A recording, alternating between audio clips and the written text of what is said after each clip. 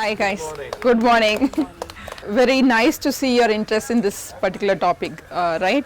Of course, we like you said, we've linked the theme of this month, death, to death of chemicals. What did you do the first thing this morning? Any of you? I mean, I need it to be very interactive. If you are silent, it's not going to work. Oh, what did you use to brush your teeth? Yeah, toothpaste. So, what toothpaste? Have you seen? When did you shop for it? You shop, your mom shops, somebody else shops. 2 weeks back, when you shopped, did you see the packaging, or you just picked it up? It's a gel toothpaste, red, green, blue, white. Okay. So do you know what goes into making that toothpaste? You visited a toothpaste factory, you've seen the ingredients. There's a toothpaste here which claims to be organic. I mean, not organic, so maybe a little bit natural or herbal.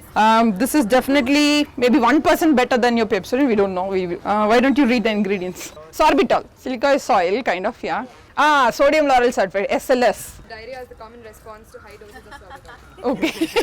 Causes vomiting, gas, and stomach discomfort. Okay, so just we'll start our day with a diarrhea-inducing, product. Okay, what did you guys do next? You washed your face or took bath. What did you guys use? We know how Dow markets itself, right? Sodium, something that I can't pronounce. Lauride sulfate again. So SLS is a common foaming agent that has a lot of side effects. Acid, Lauric acid in your skin. Wow, wonderful. Then. titanium dioxide, zinc oxide. So do you know what is titanium dioxide used for? Used for giving color to a product. Maybe in this case it's white, I don't know how they used it. So ma'am, I will give you titanium dioxide. Will you use it to wash your body? If I give any of these ingredients separately, I mean, do you even know, did you recognize any of it? Very less in the... Okay, that's a beautiful argument. Okay, quantity is very less, doesn't matter. Okay, why don't I mix it and give it to you? You're okay to use it? Dilute and give us. You're okay to use even if I dilute and... We are living in a toxic... Okay, so I'm glad you recognize that. But if given an option to not use it, would you shift? You might consider it. Not you, okay, what about your children? Forget you. Nowadays, these children are very delicate. We cannot apply direct chemicals. Okay, so very good. So did you recognize any of this? No, absolutely not. Very good. Okay, then what next? What did you guys use? Quick. Shampoo. Wow, is there a shampoo here? SLS. Okay, very good. Very good. Yes. There are a lot of wisdom coming out of this discussion. So number one is why so many ingredients for just a cleaning, and how does it look? Do you guys like the look of it? Yes. You love it. Oh, the way it looks. Smell. You love the smell. Fantastic. So all the things human beings like, they made sure it goes into a product, right? You sir, why don't you read the ingredients of this? Do you even see the ingredients? There are no ingredients. Wow. Okay. So how do you trust such a product? It goes on your clothes, so you don't. And the clothes go on trees? No, it goes on you, right? So how many of you used washing machines and then you took out the cloth and you found a small lump of detergent that's still there on the cloth, or your tiffin boxes where there's still a green paste somewhere in the corner? You've seen all of that? So those are called the residues, the chemical residues, which are visible to our eyes. But when you use it in your home, there might be a lot more places these chemicals are going to leave their residues, right? And you said it is maybe just a surface application and it is not in enough concentration to cause you any harm. It's okay if you use it diluted, blah, blah, blah. Over a period of time, what happens? They start accumulating in your clothes, in your home, in your surroundings, wherever you can imagine, and slowly over a period of time they are going to cause what is called as a toxic overload. And it's not that our human body is not capable of handling it, but we are already living in a polluted environment. Somebody said, the earth is already well on its way to getting completely damaged, and what we are eating today, is it completely natural? I won't use the term organic, but is it completely natural? Did all of you what did you have? All these cultivated, these food grains cultivated with no chemicals. So are you sure there's no residue in this? Yes or no? We don't know. So as it is, the food that we are consuming may not be 100% natural, or might not really be what we want to have. Even if we were to shift our kitchen, all the groceries into an organic alternative or a naturally grown alternative, maybe there's a mustard which might not be organically grown. We can't really say that. But can we start somewhere? So the whole discussion today is about starting somewhere, right? And it's not going ahead and right from tomorrow I'm not going to stop using all. It's not possible. We've already come too far. But at least can we start somewhere where it will make a difference both to us as well as the environment that we live in, right? That's the whole point of it. And of course the earth, and helping the earth regenerate itself from the other harmful effects that we are causing it. Next time you go shopping, please spend 1 or 2 minutes extra to turn the product back and look at the ingredients and see how many of you recognize and how many of them are really needed for that product for cleaning. Right? After all, it's just cleaning, right? That's why we are using most of these products, even the personal hygiene. When you apply a cream, is the fragrance going to stay throughout the day? It is just that particular instance when you put it, you feel pleasant, and then it kind of triggers some memories and you feel, wow, I'm with my mom or whatever, right? So it makes you feel good. That is the only job. I mean, other than that, the fragrance really don't play any important role. Just imagine you're going to use those fruits or vegetables or herbs and make your own concoction and not keep it in the refrigerator. What will happen to it? It'll rot, it'll start decomposing, blah, blah. How is this product able to stay on the shelf for a really long time? Preservatives. So, I don't know if you want to keep putting preservatives on your skin. So that's a decision, I will leave it to you. But today we are discussing about how do we reduce the chemicals that we use on ourselves and as well as our household, right? And I am not here to scare you, or I am not here to make you feel guilty that you're using it and so on and so forth. But it's just an attempt to see are there other easier alternatives. And it's not that I'm going to ask you to go trek in the Himalayas, collect some rare herbs, and then go harvest your own Rita. No, these are available around you and you can easily shift, and probably your grandmoms and grandfathers used it. It's just that we've lost the knowledge in the last 1 or 2 generations and we've got too caught up in the fast-paced life. First thing is the economics. When you go shopping, you're going to look at the price of it and see if it fits in your lifestyle, in your purchasing power. And then the next thing is how good is it, whether you want a herbal product, whether you want you don't care about herbal and things like that. And what most of us probably won't do is the impact on the environment. The second reason is the health, which we established just a few minutes back, that we don't really need to use all those kind of chemical laden products. Number 3 is the impact that it's going to leave on the earth. One is the plastic wraps and the plastic packaging, and the second one is when you do use these products, when you take bath, where does those when they get washed off, where does all the water from your household go? Either a sewage system or drainage. So all of you are in Bangalore for some time, at least for 6 months. You all know Belandur Lake? You don't know Belandur Lake? Okay, yes, you are from Mars. Okay. Okay, so Bangalore is the first city in the world which is very proud to burn a lake. I mean, can you imagine that? So we burnt a lake literally where the water caught fire, so to speak. That's the one that does for froth oil. Froth oil. And where is the froth coming from? I wouldn't even attempt to give a percentage of how much the industrial effluents come in and how much the household things come in, but we do know that most of our household effluents are going into some river or a lake or a water body. Would any of you dare to drink a lake water in Bangalore?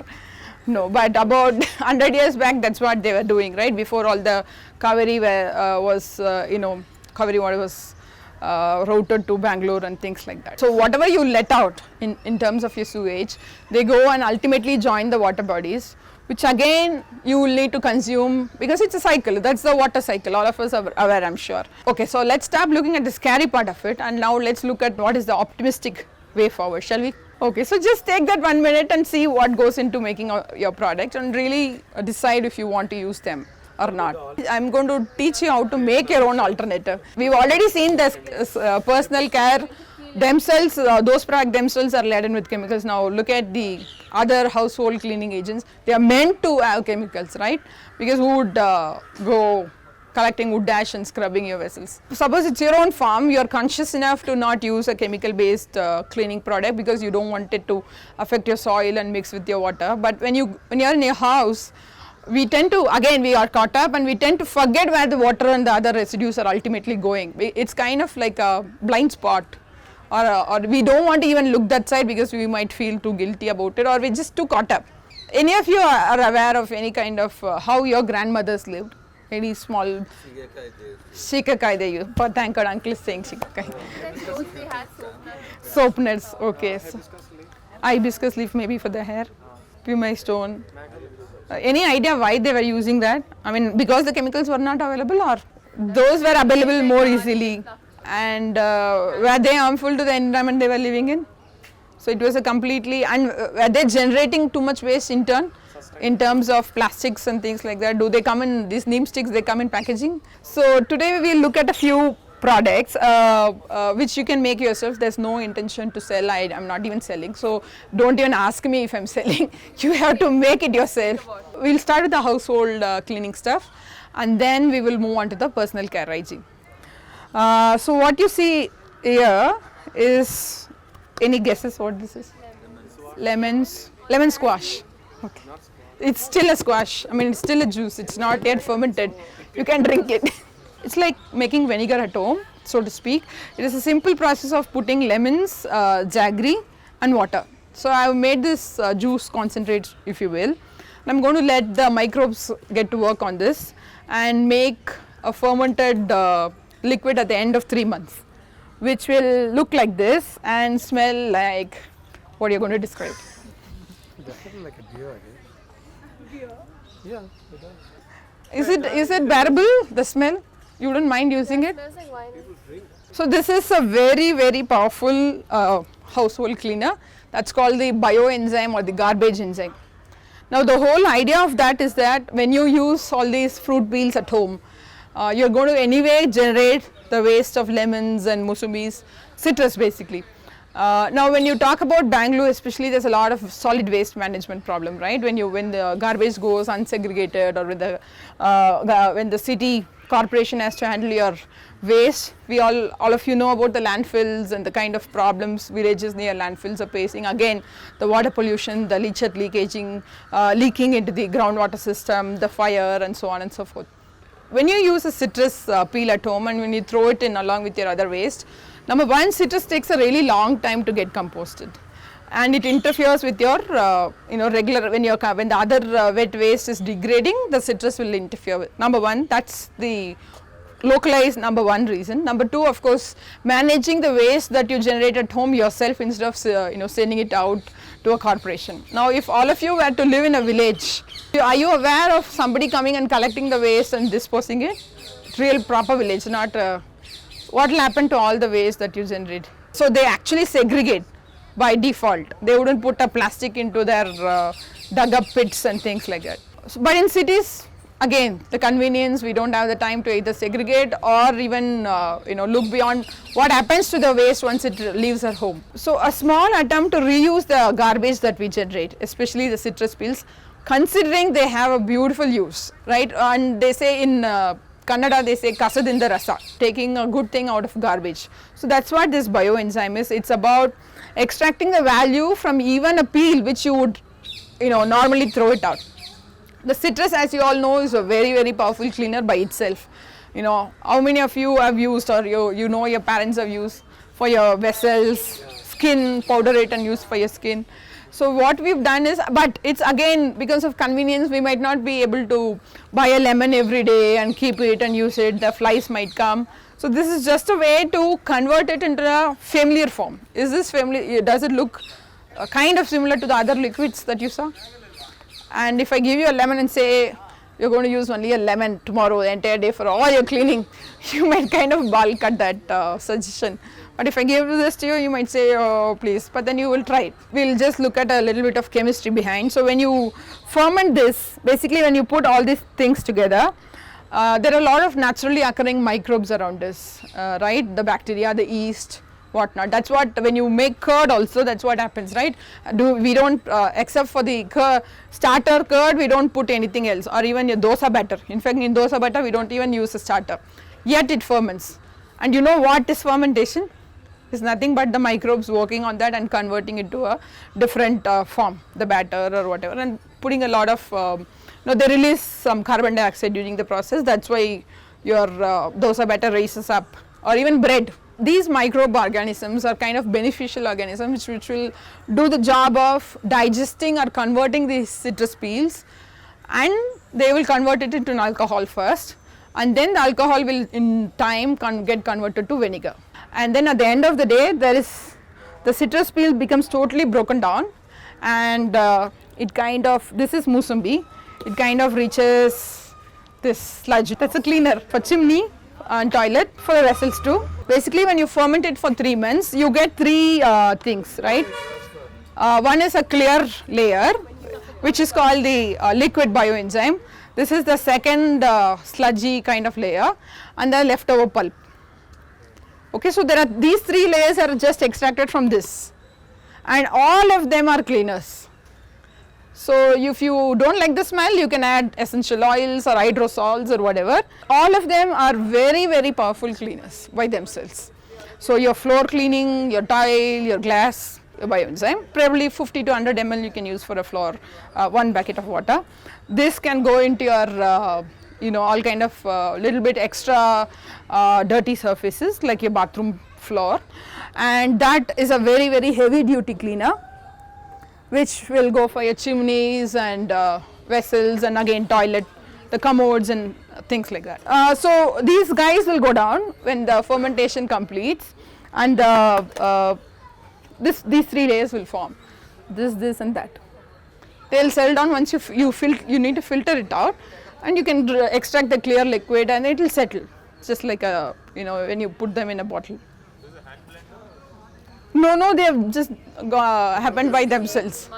Yes, keep it long enough, and then maybe just a squash. Right now, don't feel awkward that it's something it doesn't smell good, or how do I put my hand into something that's there for 3 months. All of you are familiar with alcohol. That is what is happening in the alcohol industry. They are just giving you this liquid. You're drinking happily, but there is some residue there somewhere. Right? And even when they produce sugar, bagasse or molasses, right? So it's just that we are not aware, but they are there, these kind of byproducts, so to speak. Now I have covered like at least half of your household needs have been met. So the proportion is 1:3:10. 1 part jaggery, 3 part peels. It could be any kind of citrus, musambi, pineapple, orange, or there are some other citrus fruits as peels. So the intention is to use waste and then convert the waste to something precious. So that's number 1, and you can use any kind of citrus peel, and the jaggery also need not be organic jaggery. It's okay, it will get digested over a period of time, but if you have access to dark jaggery without the added sulfur or whatever, if you have access you can use that, or you can use just a regular jaggery, and non-chlorinated water, preferably tap water, not filtered, tap water. But if it's chlorinated, you can just retain it for a few hours, open this thing, then the chlorine will evaporate again. Now there are of course people who are using all kind of vegetable peels and all kind of fruit peels. The only reason we talk about citrus, you saw the smell. Some of you were already put off by the smell. Now imagine other vegetables and other peels. You might not really like those smell, but citrus is again, to an extent you can live with it, you are familiar with the citrus smell, and we know the kind of cleaning properties citrus by itself has. So that's the reason we say try to use citrus, and you will not go wrong in the process. And you really need to ensure you keep it in a closed container, otherwise the flies and other things will get in, put eggs, and then there will be worms, and then you will discard the solution. So keep it in a closed container, and you need to open it every day, because the gases are going to produce, right, when you make bread. That's what happens. We discussed how the bread is, or dosa batter is made. You don't put it in airtight, you open it at least sometime, or there's some. So here again we keep it closed because we don't want the insects going in, but we open it once a day so that we let out the gases collected. So how do you speeden up this process is by introducing the microbes artificially. So all of us know yeast. This is yeast. That's what they use in bread. So you put 1 teaspoon of this into that solution, and this will get done in 20 days. This is a baker's yeast, active dry yeast, any granules, powder. So if you are familiar with baking, you can activate it and then put it. During the end of it, we can add neem leaves or rosemary or those kind of things, just to give it that additional fragrance, and also right at the end. Otherwise they will get fermented and the smells will be lost. Most of it is acetic acid, which is vinegar, naturally occurring vinegar, and a little bit of alcohol, and the alcohol will disappear as the fermentation continues. The microbes will consume the alcohol. So as it ages, it becomes pure vinegar with some proteins and things from the citrus. This can be stored outside Yeah, now. absolutely no problem, because already the fermentation has happened. There's no food in it to consume. You don't need to refrigerate it. Mulch, if you keep it with the bioenzyme, nothing will happen. But if you keep only the sludge, it might accumulate fungus. If you keep it liquidy, doesn't matter, but not dried out. Yeah. Now, how many of you are familiar with this? Any idea where does it come from? From a tree. Yeah. So is it local? So all of you know about go local and avoiding the fuel consumption. When you import some stuff from far away. So this grows right here in India and Nepal, the soap nut trees, and they are native to here, this region, and they have amazing cleaning abilities. Now they have what is called as surfactant or saponins on their surface, which is a natural soap. And so this is so you mentioned that so this is nothing but a liquid that is extracted by boiling those soap nuts in water or pressure cooking it for 1 or 2 whistles, and this is the water I got. So let's see, do you need more foam than that for your cleaning, in case you like foam? Again, very dirty surfaces where your bioenzyme might not really work if there are stains. So this is for heavy duty cleaning, the soap nut liquid. So all I've done it, this particular version is what you mentioned, just boiling it in water and extracting the liquid. The problem with this method of using soap nut is that this will again start fermenting after a few days, because anything cooked will not stay for a long time, right? So after a few days you will have to either use it up or keep it refrigerated. Now there is another method where again, just like we saw in bioenzyme, where we soak it and keep it for for 20 days or 3 months. Here you soak the soap nut in water and bioenzyme equal ratio, and after a week you squash out the soap nuts, take out the seeds, etc., and make this and extract this liquid. Here again you get 3 layers. So one is the clear soap nut liquid, the second one is the sludge, the third will be the seeds and the leftover fiber of the soap nut. So this is a very, very heavy duty all purpose cleaner, anything and everything. It foams very well. So if you are comfortable, if you prefer that kind of a familiar foaming agent, this is very good, and it smells good. It doesn't spoil at all. Yeah, bioenzyme will act as a preservative. Yes, it is antifungal, antibacterial, I don't know about antiviral, but all kind of antis, and a natural disinfectant. And this is the second layer. So that is your laundry liquid. Okay, so the proportion is for 1 liter of water and bioenzyme, you take about 250 grams to 500 grams of soap nut, depending upon how thick you want the solution to be and how much powerful you want it to be. We use an equal proportion of water and bioenzyme to soak the soap nuts and then extract that liquid. 1 week. 1 week. All the surfactants or saponins come out. I'm not promising a wonderful smell or anything. It will be neutral. That's what we want. The fragrance is just an add-on to trigger emotions in your brain and make you attached to the product. That is the job of fragrance in any product. Foam is just a visual appeal, number one, and it makes you, because of the advertisements and things like that, it just makes you feel it does a better cleaning job if it foams. We don't feel it. The advertisements tell you, they show you like 1 million, and then the next minute only 2 or 3 are there. On the seeds you can sow them, grow your own trees, so that after 10 years they give you soap nuts you don't have to buy, or you can make seed jewelry. Between all these guys, 100% of your household cleaning needs are met. But when you use this, number one, we know it's completely natural. We made it ourselves. We are sure that nobody else has added any other preservative. We may or may not use an essential oil or additional fragrance. So, and when that water leaves your house, when you mop your floors or when you use it on clothes, when the detergent, you can with 100% confident let out all the water into your lawns and gardens, because you can be 100% sure there are no chemicals, number one. And when it does reach your sewage system, it actually helps degrade the existing sludge and sewage in the water bodies and helps it in wastewater management, right? So it is beneficial not just for your household, but when it reaches the water body, it's in turn beneficial to the lake themselves. Of course, we are not claiming that it's going to help the aquatic life. Any citrusy agent will not be good on earthworms and things. That's why when we say composting also, if you are familiar, we advise you not to use onion peels and things like that in a compost. You put no, not even your lemons, and you don't put. So the same way, this is also the same way. But when they do mix with your sewage, they will rather help rather than interfere with the process of sewage water management. So we'll jump to personal hygiene. So this is a shampoo because it's nothing but soap nut, right? And when you use as a shampoo, you try to reduce the amount of bioenzyme because you don't want so much acidic nature of the thing getting in, right? But it's not a problem. But here we use, we just soak the soap nuts in water, add a little bit of bioenzyme to preserve it again because we don't want it to start fermenting, and your soap nut liquid is ready. It's the same process that we discussed. It is just a shampoo. Yes, 1 week. Now, if you use shikakai, do you guys know will it foam? Will it clean? It will clean, but it will not foam. Same thing with soap nuts. So just get it out of your brain that it needs to foam to clean. That is just something somebody has put into your brain maybe 20-30 years. Before that, there's no foam. It will still clean. Foaming is not is equal to cleaning. And there are a lot of tests that I've done. Even recently we submitted, somebody wanted to use it as a hand wash and they wanted to check the disinfectant quality.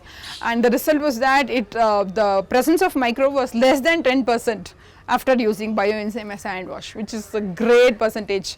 If you use your regular hand wash, it might reduce it only to 20-30% less. This is again the jellies and the Vaselines and so on and so forth. They are definitely not from a tree or not from a herb or not from a seed or whatever. They are definitely synthetically produced in a laboratory, so if you will.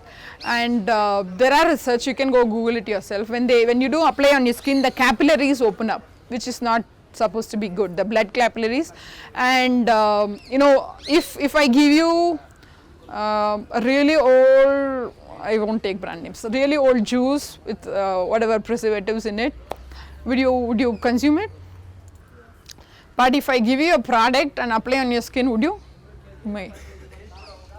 Okay, so but did you know that whatever you put in your digestive system, at least it goes through the gut barrier and it goes through the digestive barrier. But what you put on your skin, it can get absorbed directly into your bloodstreams and then get circulated in turn. So it's even more important than food, what you put on your skin. So what you use for your personal hygiene and what on your skin is even more important than the organic or the natural food that you will consume. I'm not trying to scare you. Start from one simple thing, maybe just replace your lip balm to begin with, or replace your floor cleaner, or replace your laundry, and do it one step at a time, because even you need to get comfortable with the process, and whatever somebody else might come and talk and tell you that it's effective and all that, you'll need to discover it for yourself. That's the only way it's going to remain with you, otherwise you will stop it after a few months or few days. How long did your grandparents live, and what was their quality of life? What is your quality of life now? How many of you have allergy issues? Any kind of allergy? Cold or migraine, skin allergy, whatever, some body discomfort, hair not growing, whatever, hair falling. It's a trade-off. You've just basically done a trade-off between your time and convenience versus your health and environment. So it's not just about you, it's also what you leave out as residues. So it is about quality of life, it is about recognizing that these products might lead to small issues which you may not even associate with that product, right? A skin allergy, who would ever associate a skin allergy with a detergent? They are so far removed. But when you wear your clothes, all time and there is a residue left on the cloth, because whatever kind of rinse cycle you use, 2-3 times wastewater, rinse 10 times, even then there's going to be some bit of things remaining on the cloth, and when you wear it very intimately on your body, it might trigger some kind of a reaction, but we may not even associate. That's why when young mothers, they'll be especially concerned about what they use for their babies and what they use to wash the baby clothes. Now, aren't you all concerned about your own body just like the mother is with the child? No more scaring, only alternatives which are better. So toothpaste alternatives, Neem, salt, charcoal, yes. Okay, so few years back in 1980s, when the paste came in, do you know what kind of advertising or the marketing thing they used? They said, you're using charcoal, that will make your teeth black. Don't use charcoal, use white. Huh. So and then they said, oh no, you're using salt, that will do. And now they went to salt. Now there is charcoal toothbrushes, and then neem paste. And some carbon activated. Yeah, carbon, which is nothing but burnt coconut shell. That is activated carbon. 2%. Yeah, in less oxygen. Yes, 2%. So these are all some things we were already using, and they came scared us, and now they are going back because they have realized that they are good after all. In place of toothpaste, you can use powder, salt, triphala, not iodized salt, non-Himalayan pink salt or rock salt, senda namak. How do you replace soap? So this is a face scrub or a face powder, 100% natural. Orange with a few other things, orange, pomegranate, rose, few other, basin, all of us know basin. The longer the list of ingredients, we feel it's better. It's not that way, even a simple basin will do. But if you want, you can add orange. See, again the question is your food already 100% organic? So don't start asking these kind of questions if my basin should be organic. Is the food organic? So you will have to equate that thing with your lifestyle. It's not about just food, right? It's what the Mother Earth produces and what we are taking. Without it being food, how can it be anything else? Everything is a food, if you see that way. Isn't everything food for everybody? As in, if not you, somebody else is going to, some other organism is going to use it. So there's no argument of, but economics I'll say today the 1 kilo of basin is more than $130, and when you go organic it might even be more than 200. And that is why I say you have to make it yourself. If you've gone camping and stayed without taking bath for 1 week, do you see stuff sprouting out of your skin? So your body has something called sweat. So the sweat is a natural cleaning, but we interfere with that process and put deodorant and put stop the sweat and things like that. So your body is capable of cleaning itself. It's again something they have put in your mind. There are microbes on your skin, you need to disinfect yourself, you are a laboratory equipment, sterilize yourself and things like that. Or I'm not an anti-cleanliness person or anything. we are just talking about using natural, for example, a soap nut is a natural disinfectant. Yeah, that's what It is, we don't need to use it, yes. It is just stepping back few years back. Did your grandparents live long without washing their hands and body? Okay, so do you think I am full of microbes? I don't use anything to wash any day. It's been more than 8 months since I used any kind of soap. If you have a non-vegetarian food and your sweat should smell of citrus and orange, that's not going to happen. It's going to smell of what you put into the system. What you intake is what is going to come out, whether it's in your sweat or in any other form. So if you want to fix that, you have to fix what goes in.